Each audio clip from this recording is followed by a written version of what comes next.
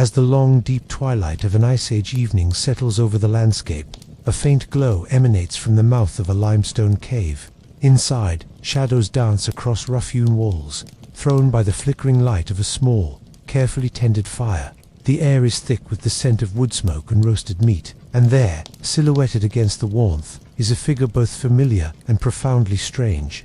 His body is not like ours, not exactly. It is shorter, but impossibly broad, with a barreled chest and muscles that seem to be carved from stone itself. His face is strong, with a prominent brow ridge and a nose that dominates his features, a nose designed to warm the frigid air of a world locked in ice. This is a Neanderthal. For hundreds of thousands of years, these people were the undisputed masters of Europe and parts of Asia, a robust branch of the human family tree that thrived in conditions that would be unthinkable for us today. They are our cousins, separated by a whisper in evolutionary time. Yet they were built to a different specification, engineered by nature to be absolute powerhouses of survival. When we hear the name Neanderthal, it often conjures an image that has been stubbornly persistent for over a century. The hulking, brutish caveman, simplistic and crude, a creature of pure brawn over brains, destined for extinction the moment our own more refined ancestors arrived on the scene. This caricature is a grave injustice, a relic of a time when we first discovered their bones and could not see past their physical differences to appreciate the remarkable complexity of their lives. The true story of the Neanderthal is not one of clumsy failure, but of breathtaking adaptation and resilience. They were, in the most literal sense, freaks of nature. Not freaks in the sense of being odd or malformed, but freaks in the athletic sense of the word. Biological marvels that pushed the limits of human endurance, strength, and specialized evolution. To understand them is to peel back the layers of misconception, and to look upon a creature sculpted by the most demanding of environments. The world they inhabited was a world of extremes. It was a planet in the grip of repeated glacial cycles, where vast ice sheets, miles thick, advanced and retreated, shaping the very continents. This was not the relatively mild Europe of today, but a harsh, unpredictable land where survival was a daily contest against cold, hunger, and formidable predators. In this arena, the Neanderthals were not just survivors, they were apex predators, the ultimate generalists in a niche that required immense physical prowess and sharp intelligence. Their bodies were their primary technology, and what a piece of technology it was. Over the course of this exploration, we will journey into their world. We will examine the incredible machine that was the Neanderthal body, a physique optimized for power and heat retention, capable of generating enormous strength and enduring incredible hardship. We will delve into the evidence of their minds, piecing together the archaeological clues that reveal a rich inner world, a capacity for symbolic thought, compassion for their kin, and a deep understanding of their environment. We will follow them on the hunt, where they engaged in a form of predation that was intimate, dangerous, and brutally effective, taking down massive prey like woolly mammoths and rhinoceroses at close quarters. We will investigate the mysteries of their culture, their use of tools, their relationship with the dead, and the profound and lingering question of their interactions with our own Homo sapiens ancestors. The story of the Neanderthals is an epic spanning hundreds of millennia, a testament to the raw power of natural selection and the many forms that intelligence and culture can take. It is a story that challenges our very definition of what it means to be human. So, settle in and allow your mind to travel back to a time when the world was colder, wilder, and populated by a different kind of human, a people who were, by any measure, absolute freaks of nature. This is their story. To witness a Neanderthal in motion would be to see a masterpiece of evolutionary engineering, a body honed to perfection for a life of supreme physical demand. Every aspect of their form, from the shape of their skull to the proportions of their limbs, tells a story of adaptation to a specific, punishing world. Let us begin with the most immediately striking feature, their sheer robustness. The Neanderthal skeleton is not a delicate frame. It is a heavy, powerful structure, thick-walled and reinforced at every key stress point. Their bones bear the marks of a life spent under tremendous strain, with massive muscle attachments that speak to a strength far beyond that of a modern human athlete. Imagine a build more akin to a champion wrestler or a powerlifter, but as the default condition for an entire population. This was not a physique built for endurance, running across open savannas. This was a physique built for power, for explosive action, for dominating a landscape through sheer, uncompromising force. Consider the core of this machine, the chest and the limbs. The Neanderthal thorax was expansive, barrel-shaped, tapering towards the hips. This design served a critical purpose in the cold climates they called home. A larger chest cavity housed larger lungs and a more powerful heart, facilitating greater oxygen uptake, which was essential for a high-energy lifestyle. But it also acted as a built-in thermal regulator, creating a larger space for air to be warmed before it reached the lungs. This was a central heating system made of flesh and bone. Their limbs followed a principle known to engineers as Allen's rule, which states that animals in colder climates evolve shorter distal segments, that is, shorter forearms and lower legs, to reduce surface area and minimize heat loss. The Neanderthal body was a lesson in thermodynamic efficiency. They were compact, conserving heat at their core, reducing the risk of frostbite to their extremities in a world where hypothermia was a constant, lethal threat. The head, too, was a product of this environment. The famous large nose, often caricatured, was not a flaw but a sophisticated piece of biological equipment. The internal nasal passages were exceptionally wide and complex, featuring large, scroll-like bones called turbinates. These structures would have provided a massive surface area lined with blood vessels. As frigid, dry air was inhaled, it would pass over these moist, warm surfaces, being heated and humidified before it traveled down the windpipe to the lungs. Upon exhalation, the warm, moist air from the lungs would condense on the cooler nasal surfaces, reclaiming both heat and moisture. It was a highly efficient, energy-saving air conditioning unit, perfectly suited for the icy air they breathed every day. The large brow ridge and the overall elongated shape of the skull, which housed a brain that was, on average, slightly larger than our own, were also part of this robust package. But perhaps the most telling evidence of their incredible physicality lies not in their bones, but in the microscopic scars left upon them. Analysis of Neanderthal skeletons reveals a pattern of injuries that is strikingly similar to those seen in modern professional rodeo riders. They exhibit a high frequency of trauma, particularly to the head and neck, and these injuries often show signs of healing. This paints a vivid picture of their lives. They were not suffering from clumsy accidents.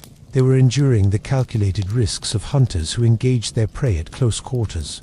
Imagine the force required to hunt a woolly mammoth or a giant elk with nothing more than thrusting spears. This was not a long-range game of projectiles. It was a brutal, intimate confrontation. The injuries tell a story of being trampled, gored, and kicked by creatures weighing several tons. The fact that they survived such injuries, that their bones healed, speaks volumes about their resilience, their knowledge of medicinal plants, and the strength of their social bonds, which ensured that injured individuals were cared for and could recover. Their bodies were their primary tools, and they used them with a courage and intensity that is almost unimaginable to us today. This physical machine was the foundation upon which their entire world was built, a world we will continue to explore. The physical machine of the Neanderthal was not an end in itself. It was the essential instrument for the most critical task of survival, the hunt. In the stark and demanding landscapes of Ice Age Europe, calories were the currency of life, and acquiring them required a strategy of breathtaking audacity and skill. The Neanderthals were not scavengers, picking at the leftovers of more powerful predators. The evidence, etched into the bones of long-vanished megafauna, proclaims them as apex predators, the top-tier hunters of their domain. Their hunting method was a testament to their unique combination of strength, endurance, and intelligence, a technique known as persistence hunting, but taken to an extreme, close-quarters conclusion that defined their very existence. The classic image of a hunt might involve a group of hunters throwing spears from a safe distance. For the Neanderthal, this was not their way. Their spears, as revealed by archaeological finds like those at Exigningen in Germany, were sophisticated tools, but they were not lightweight javelins designed for long-range throwing. They were heavy, stout, thrusting spears, with thick bases and sharpened tips, more akin to a medieval pike than an Olympic javelin. This was a weapon built for power, not for distance. Its purpose was to be driven deep into the vitals of a massive animal from a range of just a few feet. This simple fact transforms our understanding of their daily reality. To hunt was to stand within the shadow of a creature like a steppe bison or a woolly rhinoceros, to feel its hot breath, to smell its musk, and to commit to a lethal strike before it could react. It was a dance with death that required not only immense courage, but also an intimate knowledge of animal behavior and anatomy. This close-quarters hunting strategy was likely complemented by a form of endurance pursuit that leveraged their unique physiology. While not built for sprinting, the Neanderthal body, with its powerful legs and exceptional oxygen processing capacity, was ideally suited for a relentless, ground-covering trot. In the cooler temperatures of their world, they could have pursued prey over many hours, even days, using their stamina to exhaust an animal. They would have tracked their quarry, reading the subtle signs of the landscape: a bent blade of grass, a disturbed stone, a faint scent on the wind, with an acuity that modern humans can scarcely comprehend. The hunt was a marathon that ended in an explosive, violent sprint. They would have driven an animal, perhaps a large deer or an injured young mammoth, into a natural trap like a bog, a box canyon, or against a steep riverbank where its mobility was limited. Then, the final act would begin. The hunters would move in, using terrain and coordination to isolate the creature, and then engage in the deadly close-range work with their thrusting spears. The success of this method is written in the bone beds of their occupation sites. At locations like La Côte de Saint-Brelade on the island of Jersey, we find piles of mammoth and woolly rhinoceros bones accumulated over generations at the foot of a rocky cliff. The evidence suggests a highly organized and intelligent hunting strategy where groups of Neanderthals would have stampeded entire herds of these giants over the precipice. This was not random violence. It was a planned, communal effort that required precise knowledge of animal migration routes, sophisticated communication, and impeccable timing. It speaks to a level of social cooperation and foresight that shatters the old stereotype of the simple-minded brute. The sheer volume of meat and resources from such a successful hunt would have been enormous, feeding a large group for a significant period and allowing for the complex social structures that such cooperation implies. The hunt was the central drama of their lives, a drama of strategy, strength, and shared risk that forged the bonds of their communities and tested the limits of their incredible natural endowment. For generations, the immense physicality of the Neanderthal overshadowed the question of their inner world. The narrative of the brawny, dim-witted caveman persisted, in part because it created a comfortable distance between them and us, reinforcing the idea of Homo sapiens as uniquely intelligent. But the archaeological record has been steadily and relentlessly chipping away at this fiction, revealing glimpses of a complex cognitive landscape. The mind behind the muscle was not primitive. It was sophisticated, adaptable, and rich with a form of intelligence perfectly suited to their world. The evidence for this lies not in grand monuments, but in the subtle details of their daily lives, details that speak to foresight, planning, and a deep understanding of their environment. Consider the very tools they left behind. The Maastrichtian toolkit, named after the Le Moustier site in France, is the technology most commonly associated with Neanderthals. To the untrained eye, these stone flakes might look crude, but to an expert, they reveal a mind capable of abstract thought and complex sequential planning. Creating a Levallois core, a hallmark of their technique, was not a simple act of banging rocks together. It was a multi-stage process that required the toolmaker to have a preconceived three-dimensional shape in mind for the final flake before the first strike was even made. The core stone had to be carefully prepared, its edges shaped like the surface of a tortoise shell, before a precise strike at a specific angle would detach a single, razor-sharp flake of a predetermined size and shape. This is not a random action. It is a mental algorithm, a chain of logic that must be followed exactly to achieve the desired result. It demonstrates an ability to think several steps ahead, to visualize an outcome that does not yet exist, and to execute a plan with precision. This cognitive leap is a form of engineering. Their intelligence extended far beyond the confines of their cave sites. The raw materials for their tools tell a story of landscape knowledge and mobility that is truly impressive. In many locations, we find that the flint or chert used for their finest tools was not gathered locally from a riverbed.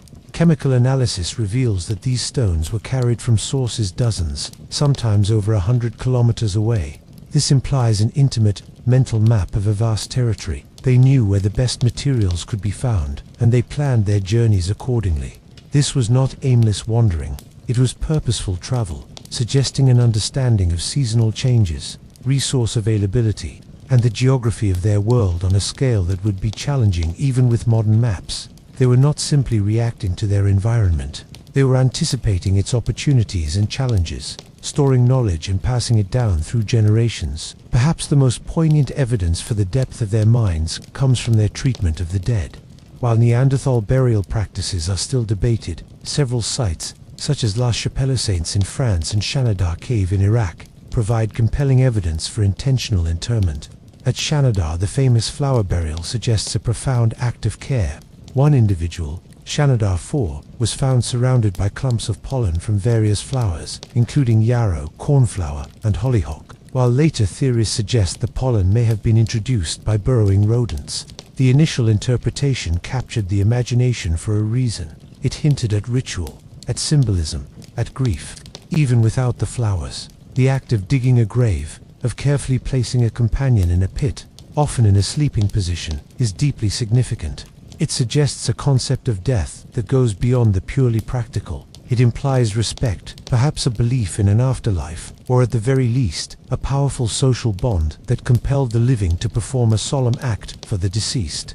This is not the behavior of creatures devoid of emotion or abstract thought. It is the behavior of beings with a rich inner life, capable of mourning, memory, and a form of compassion that transcends the immediate needs of survival.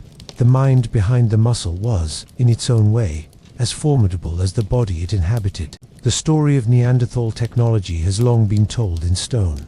The enduring nature of flint and chert has preserved the primary evidence of their ingenuity. But to see them solely as masters of stone is to see only half the picture, and arguably the less sophisticated half. Their world was not a world of rock alone. It was a world where organic materials, wood, bone, hide, and sinew played a critical role. These materials have largely vanished into the acidic soils of time, leaving behind only tantalizing hints and ghostly impressions. Yet when we piece these hints together, we begin to see a technological landscape that was far more complex and versatile than previously imagined, a landscape where Neanderthals demonstrated a profound understanding of the properties of different materials and how to combine them to create composite tools. The spear from Scheveningen is the most spectacular testament to this lost world of wood. These spears, meticulously carved from spruce and pine, are not crude pointed sticks. They are expertly engineered hunting weapons. The center of gravity is carefully positioned towards the front, much like a modern javelin, optimizing their flight and impact when used as thrusting spears. The craftsmanship shows an intimate knowledge of wood grain. The makers selected young trees, carved the spearhead from the harder, denser heartwood, and shaped the shaft from the more flexible sapwood. This was not a simple whittling job. It was the work of artisans who understood their material on a fundamental level. The use of wood extended beyond weapons. Evidence from sites like Pageti Vecchi in Italy suggests the manufacture of digging sticks, essential tools for foraging roots and tubers, or perhaps for excavating small animal burrows. The creation of such wooden implements required more than just a sharp stone flake. It required knowledge of which trees provided the best wood, how to season it, and how to shape it for a specific purpose. Their technical prowess reached its zenith in the realm of composite technology and the mastery of pyrotechnology, the controlled use of fire. The most compelling evidence for this is the production of pitch, or birch bark tar. At sites like Kingersor in Germany, lumps of this black, sticky substance have been found, sometimes still bearing the imprint of a stone tool and the wood of a handle. Creating birch bark tar is a complex process that reveals a startling level of scientific understanding. It cannot be created by simply burning birch bark in an open fire that produces only ash. The process requires a sophisticated, oxygen-free One method involves rolling bark tightly and heating it in an underground pit, while another involves placing bark on a flat stone and heating it from above with a fire, channeling the tar as it drips down.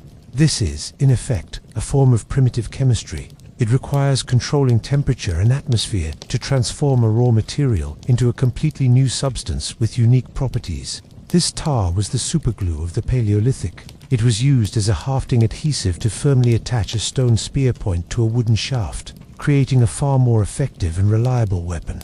This single innovation, the composite tool, represents a quantum leap in technological thinking. It is the ability to conceive of a tool not as a single object, but as a system of integrated parts. each with a specific function, combined to create something greater than the sum of those parts. This mastery extended to other materials. While less common than in later periods, there is evidence of Neanderthals working bone and antler, not just as makeshift tools, but by carefully shaping them using techniques like grinding and scraping. They used animal hides, which would have required extensive scraping, softening, and perhaps even smoking to create usable leather for clothing, blankets, or shelters. The construction of their living spaces often involved the use of posts and perhaps even large animal bones to create simple structures, windbreaks, or hide coverings. When we expand our view beyond the stone tools, we see a technological repertoire that was diverse, adaptive, and born from a deep hands-on experimentation with the natural world. They were not just stone knappers. They were carpenters, gluemakers, and leatherworkers, solving practical problems with a creativity and engineering insight that forces us to completely re-evaluate their cognitive capabilities. The image of the solitary, grunting Neanderthal is one of the most persistent and misleading caricatures. The evidence from their campsites, and, most powerfully, from their own skeletons, paints a radically different picture. A picture of deeply social beings who lived, worked, and survived within a tight-knit framework of community, compassion, and care. Their survival in a world of extreme challenges was not achieved through individual strength alone, but through the strength of the group. The bonds they forged were not merely practical alliances for hunting. They were the very fabric of their society, woven with threads of shared responsibility, empathy, and a profound sense of connection that extended even to those who could no longer contribute to the group's immediate survival. The most compelling testimony to their social depth comes from individuals who suffered severe, life-altering injuries. The story of the old man of La Chapelle-aux-Saints is a profound example. When his bones were first studied, they revealed an individual of considerable age for the time, likely in his late 20s or early 30s. His body was a catalogue of ailments. Advanced arthritis had deformed his spine and joints. He had lost most of his teeth, and he had a healed broken rib. The most significant detail, however, was a debilitating knee injury that would have left him with a severe limp, making him incapable of participating in the hunt. Yet, he lived for a considerable time after these injuries occurred. His survival would have been impossible without consistent help from others. He would have needed to be fed, as he could not chew tough meat, implying that food was pre-chewed or softened for him. He would have needed protection and assistance moving around. His people cared for him, not because he was useful, but because he was one of them. An even more striking case comes from Shanidar Cave in Iraq. Here, the remains of an individual known as Shanidar I tell a story of extraordinary resilience and community support. This man had suffered a crushing blow to the left side of his head, so severe that it likely destroyed his left eye and caused permanent damage to the brain, possibly leaving him partially paralyzed on his right side. His right arm was withered and amputated below the elbow, either from a birth defect or a healed injury. He also had a degenerative disease in his foot, which would have given him a pronounced limp. This was a man living with what we would consider major disabilities. Yet, he survived into middle age. His survival is a testament to Neanderthal compassion. He could not have hunted. He would have required constant care and protection. His group nurtured him for years, perhaps decades, ensuring he had food, water, and safety. This is not the behavior of a species driven solely by brutal survival of the fittest. It is the behavior of a species with a concept of empathy, of shared identity, and of obligation to each other. This social cohesion was the engine of their daily life. The successful hunting of large game, as discussed earlier, required impeccable coordination and communication.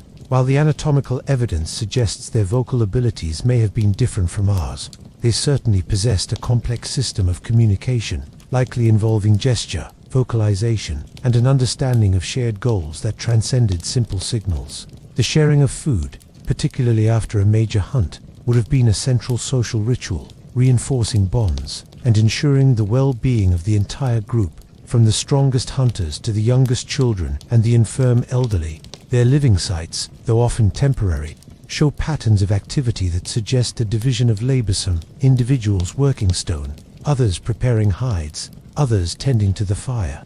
This social world, built on compassion and cooperation, was their greatest innovation.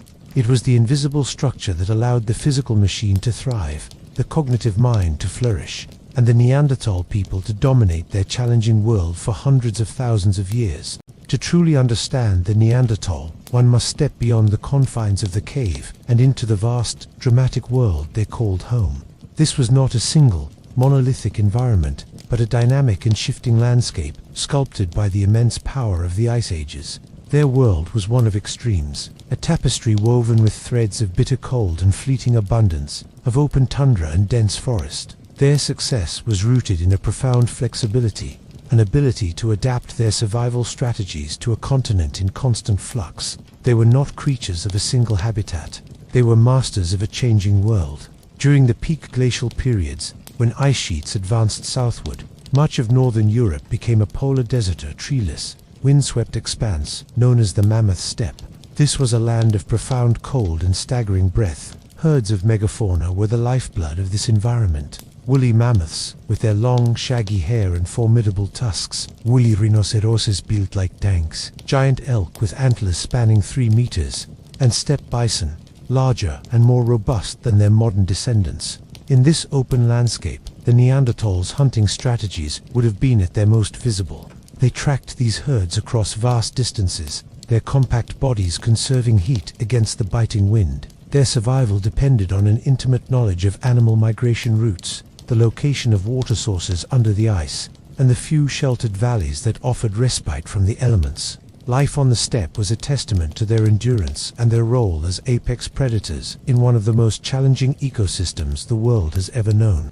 But their world was not always a frozen plain. During the warmer interglacial periods, similar to our own climate today, the ice retreated and the landscape transformed. Forests of pine, birch and oak spread across Europe. Rivers teemed with fish, and the woods were home to different prey, red deer, wild boar and aurochs. In this greener, more wooded world, the Neanderthal toolkit and tactics would have shifted. Hunting required different skills, stalking through dense undergrowth, ambushing prey at watering holes, and perhaps making greater use of trapping and foraging. The evidence from their sites shows they exploited a wide variety of resources, from forest fruits and nuts to birds, tortoises, and seafood on certain coastlines. This dietary flexibility is a key to their longevity. They were not solely reliant on the mammoth hunt. They were opportunistic omnivores, capable of adjusting their subsistence strategies to the seasonal and climatic rhythms of their environment. This deep connection to the landscape went beyond mere subsistence. The very stones they used tell a story of territorial knowledge and movement. As we have seen, they transported high-quality stone over impressive distances. This implies not just knowledge of a single home range, but of a vast mental map of their region. They knew where to find the best materials, the safest shelter, the most reliable game paths. They moved through this landscape with purpose, following seasonal cycles, perhaps returning to favored locations generation after generation. Their world was a known quantity, a place filled with specific meanings, dangers, and opportunities. The changing climate was not an abstract concept. It was a force they lived with and adapted to for millennia. Their home was a continent of ice and forest, of challenge and abundance, and their story is inextricably linked to its every contour and season. For hundreds of thousands of years, the Neanderthals were the sole masters of Europe, their lineage evolving in isolation, perfectly adapted to its unique challenges. But around 40 to 45,000 years ago, a new presence began to appear on the landscape. From Africa, via the Levant, came a different kind of human, our own direct ancestors, Homo sapiens. This was not a sudden invasion, but a slow, gradual infiltration, a trickle of small groups moving into territories that had been Neanderthal domains for millennia. The arrival of Homo sapiens set the stage for one of the most profound and enigmatic encounters in human history, a period of coexistence that would ultimately lead to the disappearance of the Neanderthals as a distinct people, but not before they left an indelible mark on our own species. The nature of the initial interactions between these two human species is a subject of intense debate and fascination. We can imagine a range of scenarios playing out across the vastness of Ice Age Europe. In some places, there may have been conflict, competition for the same resources, prime hunting grounds, sheltered caves, access to water and high-quality stone would have been intense. Two apex predators cannot easily occupy the same ecological niche. It is plausible that skirmishes and violent encounters occurred. The superior technology of Homo sapiens, particularly the development of more advanced projectile weapons like spears and eventually bows and arrows, may have given them a tactical advantage in these conflicts. However, the evidence for widespread genocidal warfare is absent. The story is likely far more complex and nuanced than a simple tale of conquest. Alongside conflict, there would have been curiosity, observation, and perhaps even cooperation. These were two intelligent, social species. They would have watched each other, learned from each other. There is archaeological evidence from sites in France that suggests Neanderthals began to adopt some technologies from Homo sapiens, such as more standardized tool types and the use of decorative ornaments like pierced animal teeth and shells. This borrowing of culture, a process archaeologists call acculturation, suggests that interactions were not always hostile. There may have been times of peaceful trade, of information exchange, and even of intermingling. The boundaries between groups, especially in a sparsely populated world, may have been porous.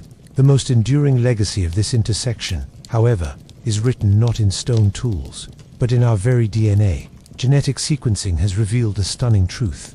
Most people of non-African descent today carry a small but significant amount of Neanderthal DNA within their genomes, typically ranging from 1 to 2%. This is irrefutable proof that where and when these two groups met, they not only interacted but interbred, producing fertile offspring who were integrated into Homo sapiens communities. This was not a single event, but likely occurred multiple times across different regions, particularly in the Middle East and Western Asia, as modern human populations expanded. This genetic legacy is a testament to the fact that we were, and are, biologically compatible. They were not a different kind of creature. They were a different population of human, close enough to us to create families. This Neanderthal DNA is not merely a fossil curiosity trapped in our cells. It has functional significance. Some of the genes we inherited from them appear to have been advantageous to our ancestors as they moved into new environments. These genes are associated with aspects of immune system function, potentially helping Homo sapiens fight off new pathogens encountered in Eurasia. Other genes relate to skin pigmentation and hair texture, possibly adaptations to lower levels of sunlight. The encounter with Neanderthals, therefore, was not just a historical event, it was an evolutionary one. It provided our ancestors with a genetic toolkit that had been refined over hundreds of thousands of years of adaptation to the Eurasian continent. In a very real sense, a part of the Neanderthal, their biological genius for survival in that world, lives on in billions of people today. The great intersection was not merely an ending for them, it was a lasting contribution to us. The disappearance of the Neanderthals as a distinct cultural and physical entity between 40,000 and 30,000 years ago marks one of history's great mysteries. But as we have seen, their story did not end there. It took a different path, fading from the visible archaeological record, only to resurface millennia later, in a place no one could have predicted, the very blueprint of life itself. The discovery that Neanderthal DNA persists within modern human populations has transformed them from a curious evolutionary dead end into an integral part of our own biological narrative. This genetic legacy is a subtle yet powerful echo of their existence, a whisper from the past that continues to influence human biology and health in the present day. When Homo sapiens and Neanderthals met and interbred, chunks of Neanderthal genetic code were stitched into the evolving human genome. This was not a smooth, blended process. Think of it rather as a puzzle, where pieces from a similar, but not identical, puzzle were forced to fit. Over thousands of years, natural selection began to act on this mixed genetic inheritance. Many Neanderthal genes may have been slightly detrimental to the new Homo sapiens context, perhaps affecting fertility or health, and these were gradually weeded out, or diluted, through generations. This is why the percentage of Neanderthal DNA in non-African populations is relatively small. However, some Neanderthal genes provided a distinct survival advantage, and these were positively selected for, becoming more common in the population. They offered a ready-made adaptation to a new environment. What were these advantageous genes? A significant number relate to the immune system. The Neanderthals had been living in Europe and Asia for hundreds of thousands of years, co-evolving with the local viruses, bacteria, and parasites. Their immune systems had developed defenses against these Eurasian pathogens. When Homo sapiens arrived from Africa, they encountered a whole new world of germs to which they had little resistance. By interbreeding with Neanderthals, our ancestors effectively acquired a pre-made immunological defense kit. Specific genes, such as those involved in the innate immune response that forms the body's first line of defense, have been identified as Neanderthal contributions that helped our ancestors survive in a new disease landscape. Other legacies are written in our physical attributes: genes influencing keratin, the fibrous protein that makes up our skin, hair, and nails, show strong evidence of Neanderthal origin. Keratin is crucial for creating a protective barrier against the environment's stronger hair, tougher skin, in the colder, drier climates of Eurasia. These traits would have been highly beneficial, providing better protection against frostbite and skin damage. Variations in skin pigmentation and hair color in modern populations have also been linked to this ancient genetic mixing, suggesting that Neanderthals contributed to the physical diversity we see in people today. Their DNA helped shape the adaptation of Homo sapiens to the continents they would eventually come to dominate. Yet this genetic inheritance is a double-edged sword.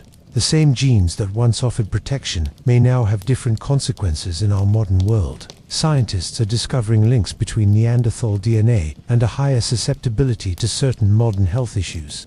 These include a range of conditions, such as a predisposition to type 2 diabetes, lupus, Crohn's disease, and even a tendency toward nicotine addiction and depression. The evolutionary logic is thought to be that the same hypervigilant inflammatory responses that were excellent for fighting off infections in a pre-modern world can, in an environment of abundant food and different stressors, contribute to autoimmune diseases and metabolic disorders. The Neanderthal within us, therefore, is not a simple gift. It is a complex inheritance, a set of ancient tools that were perfectly suited for a world of ice and mammoths, but which now interact with our modern lives in ways that are both beneficial and problematic. They are a permanent part of our biological makeup, a living reminder that our cousins did not vanish entirely. They simply merged with us, their strength and their vulnerabilities forever woven into the fabric of humanity.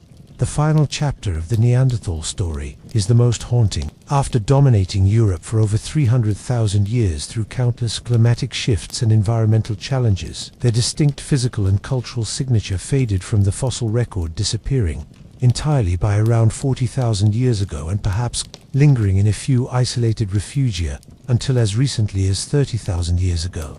The question of why they vanished, while Homo sapiens not only survived but thrived, is one of the great enduring mysteries of paleontology. It was not a single catastrophic event that felled them, but rather a complex interplay of factors, a perfect storm of demographic pressure, climatic instability, and perhaps a crucial difference in the very fabric of their social and cognitive worlds. The backdrop to their disappearance was a period of extreme and rapid climate fluctuation. The Ice Age was not a constant deep freeze. It was a roller coaster of severe cold periods, known as Heinrich events, interspersed with brief, warmer spells. These shifts would have dramatically altered the landscape, turning familiar hunting grounds from productive steppe into barren tundra or dense forest within a few generations. For a species with a relatively small overall population, living in small, isolated groups, such rapid changes could have been devastating. The large game they relied on would have become scarcer or migrated. Their traditional territories may have become uninhabitable. While Neanderthals had survived such changes before, this time was different. This time, they were not alone. The arrival and expansion of Homo sapiens introduced a new and powerful competitive pressure. Homo sapiens populations were likely larger and grew more rapidly. Their social networks may have been more extensive, allowing for the exchange of ideas, resources, and mates over wider areas, creating a demographic resilience that smaller, more isolated Neanderthal groups lacked. The technological edge of Homo sapiens, while not overwhelming, was significant. The development of more sophisticated projectile technology, such as spear throwers, allowed for hunting from a safer distance and with greater efficiency. There is also evidence of broader, more flexible subsistence strategies among Homo sapiens, including a greater reliance on fishing and the exploitation of a wider variety of small game and plant resources. This dietary breadth may have provided a crucial buffer during times when large game was scarce, But the ultimate difference may have been subtler than tools or diet. It may have lain in the realm of culture and social organization. Homo sapiens appear to have had a capacity for symbolic thought and innovation that operated at a different pace and scale.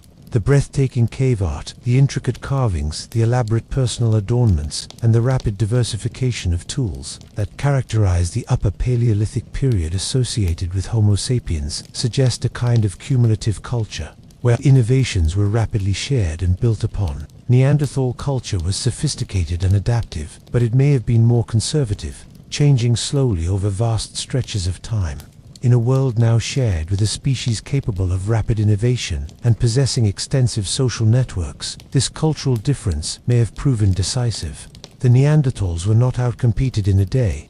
They were gradually absorbed and replaced over thousands of years, their populations shrinking at the edges, their territories slowly taken over, their genes blending into the incoming tide of humanity. Their demise, therefore, was not a failure.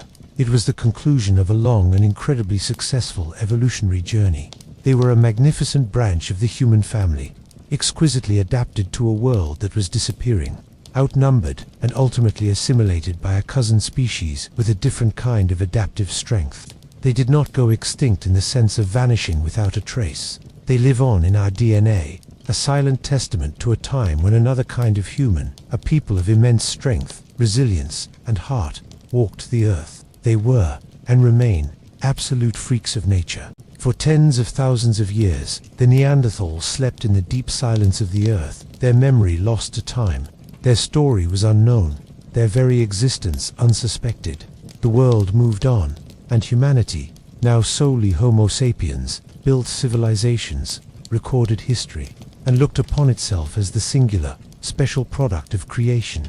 It was not until a summer day in 1856, in a small limestone valley in Germany called the Neanderthal, that this view of human history was shattered forever. The rediscovery of the Neanderthals was not a single event, but a slow, contentious, and revolutionary process that would force humanity to confront a profound and unsettling truth. We had not always been alone. The initial discovery was accidental. Quarry workers, clearing a cave entrance, unearthed a set of unusual bones, a thick skull cap with a massive brow ridge, and several limb bones that were unmistakably human-like, yet impossibly robust. They did not recognize what they had found, initially dismissing them as the remains of a cave bear. Fortunately, the bones were saved and came to the attention of a local schoolteacher, a naturalist, Johann Karl Fulrat. Fulrat immediately saw that these were not ordinary human bones. He recognized their great age and their distinct morphology. He presented the findings to the scientific world, arguing that they represented an ancient, extinct form of humanity. The reaction was one of skepticism and, often, outright denial. The prevailing scientific and religious orthodoxy of the time held that humanity was a recent creation. The idea of a prehistoric, primitive human was deeply threatening. Many leading scientists tried to explain the bones away. The most prominent pathologist of the day, Rudolf Virchow, dismissed the specimen as a modern human who had suffered from rickets and arthritis, whose distinctive features were the result of disease, not ancestry. Others proposed the bones belonged to a Cossack soldier who had died in the Napoleonic Wars, his bowed legs and thick brow ridge a result of a life on horseback. These explanations seem fanciful now, but they reveal the profound difficulty the 19th century mind had in accepting a new, deep history for humankind.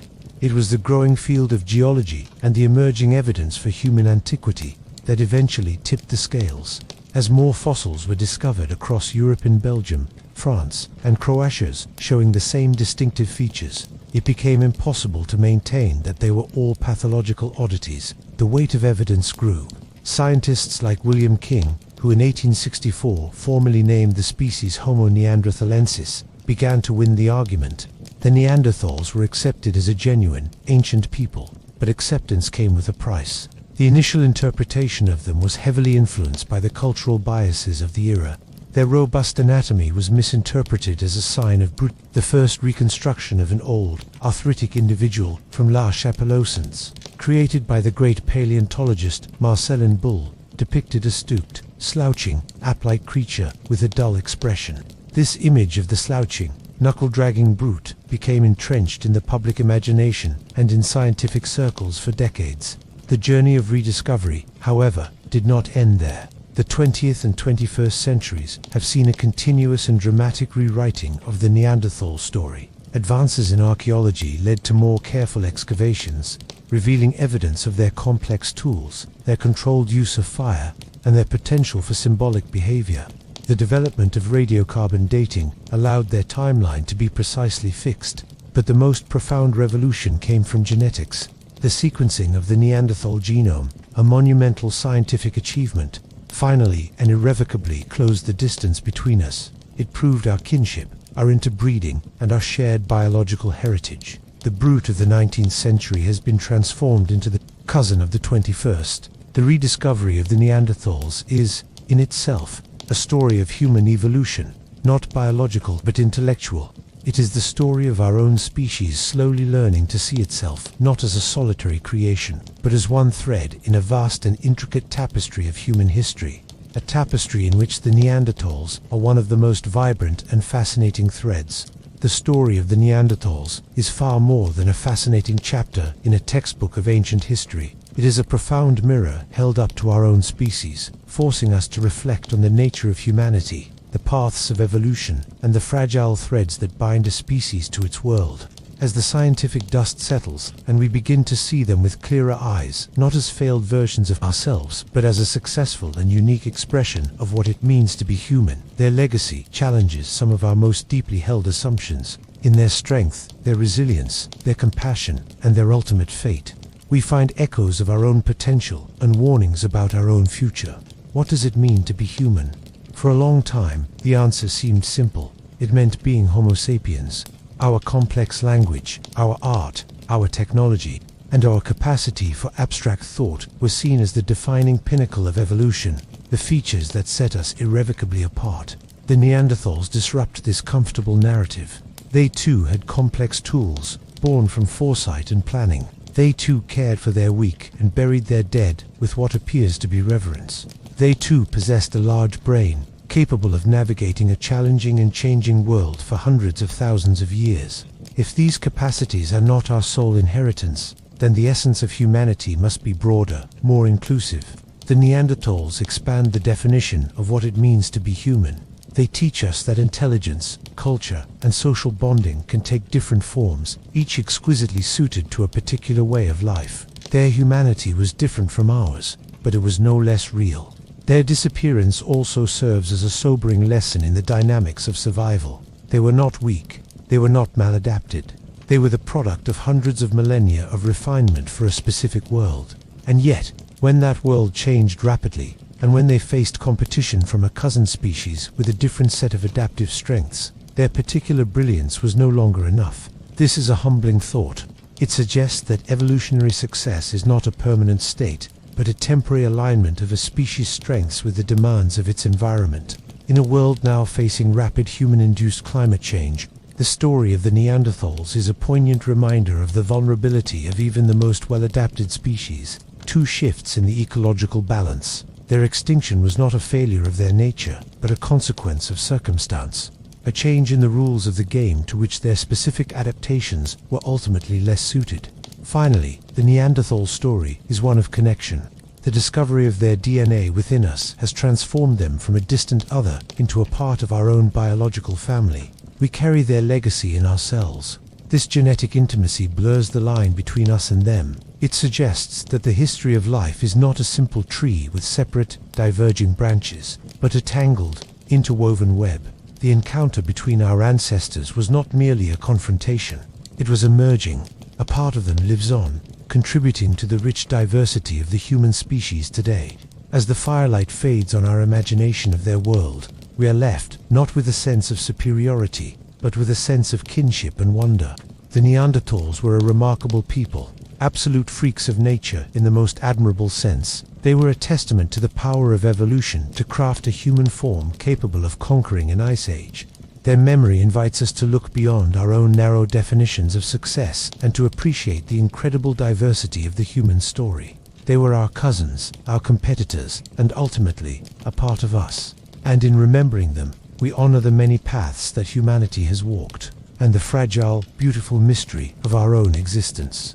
Our journey through the world of the Neanderthals has taken us from their physical form to their inner lives, from their hunting grounds to their genetic legacy. Yet, for every question answered, new and even more tantalizing mysteries emerge. The study of Neanderthals is not a closed book. It is a rapidly advancing frontier, where each season of excavation and each new technological breakthrough peels back another layer, revealing deeper complexities and raising profound new questions. The portrait we have painted, though richer than ever before, is still incomplete, its edges blurred by the passage of tens of thousands of years.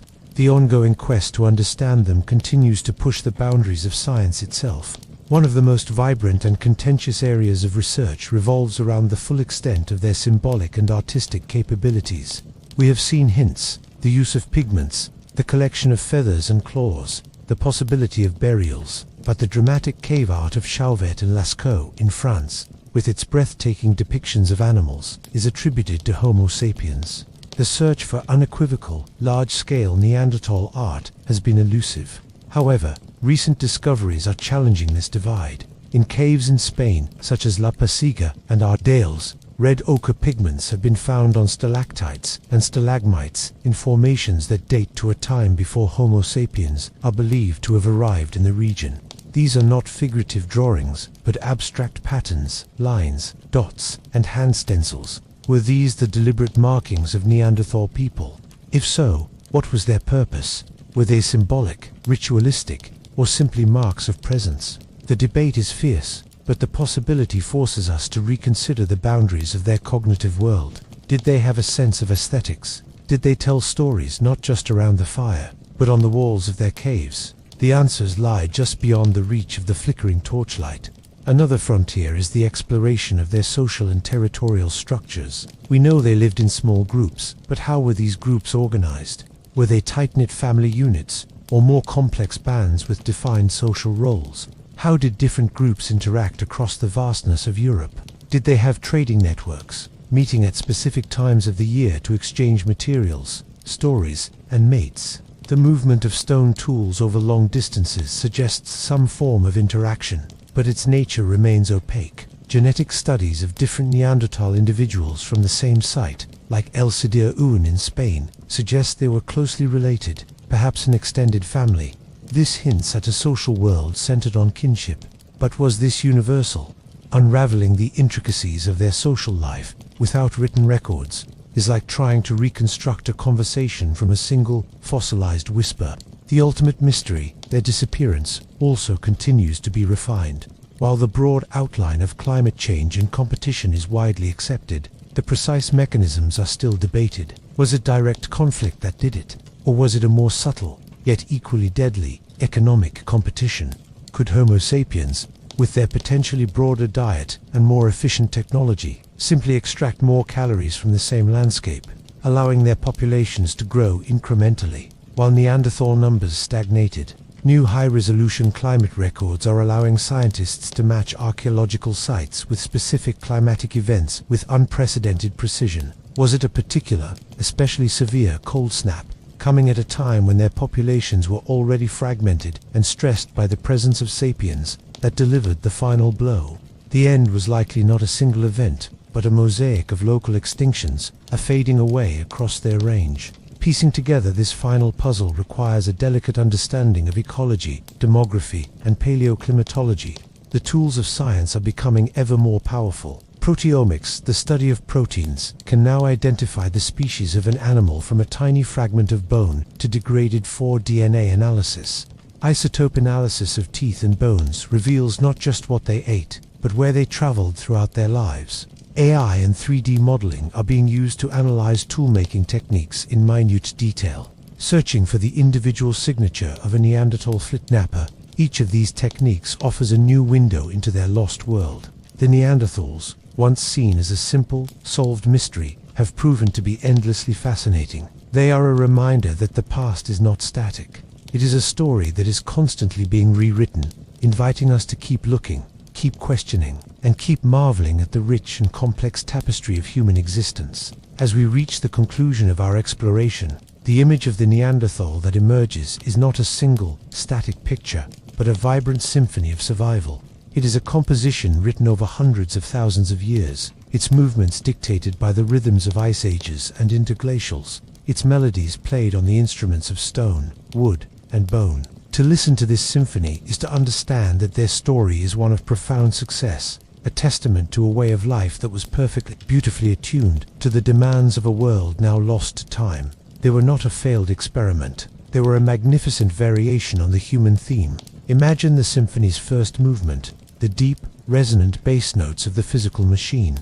This is the foundation, the powerful theme of the body itself, the broad chest, the stout limbs, the formidable strength that allowed them to face the mammoth and the rhinoceros on their own terms. It is a theme of raw power and thermodynamic efficiency, a melody of survival sung in the key of ice and snow. This movement is slow, deliberate, and immense, echoing the long, stable epochs of their dominance. The second movement introduces a more complex melody, the intricate, agile notes of the mind. Here, the music becomes nuanced and clever. We hear the precise percussion of stone striking stone in the Levallois technique, a rhythm of foresight and planning. We hear the softer, more subtle sounds of wood being carved, of glue being distilled from birch bark, a melody of chemical understanding and engineering. This movement speaks of an intelligence that was deeply practical, intimately connected to the materials of the world, an intelligence that saw the potential in a piece of flint and a strip of hide. The third movement is the heart of the symphony, the rich, interweaving harmonies of the social world. This is the music of the group, of the community. We hear the strong, supportive chords of care for the injured, the gentle refrain of sharing food, the complex polyphony of the hunt, where individual actions blend into a coordinated whole. This movement is warm and compassionate, filled with the emotional depth of bonds that transcended mere utility. It is the sound of people who understood that survival was a collective endeavor, that the strength of the many protected the one, and that the value of an individual did not end when their ability to hunt did. And then, the symphony's final movement arrives, a movement of intersection and transformation. A new melody enters, the theme of Homo sapiens, at first distant, then growing louder. The two melodies meet, sometimes clashing in dissonance, sometimes blending in surprising harmony. The Neanderthal theme, so powerful and distinct, does not simply stop. It begins to intertwine with the new arrival, its notes becoming part of a larger, more complex composition. The robust physical theme softens. The ancient proven melodies of adaptation are woven into the new score. The symphony does not end with a crash of extinction, but with a gradual, resonant fade, a convergence into a new human story, a story in which their theme continues to play, forever a part of our own. The Neanderthals were absolute freaks of nature, and we mean that with the utmost respect. They were extraordinary, specialized, and magnificent. Theirs was a symphony of survival played in a world of extreme challenges, a symphony that echoed across Europe for millennia. And though the final notes of their distinct melody faded into silence, their music was not lost. It was absorbed. It lives on in the landscape they shaped, in the archaeological record they left behind, and in the very DNA of billions of people today. To know them is to appreciate the incredible diversity and resilience of the human spirit.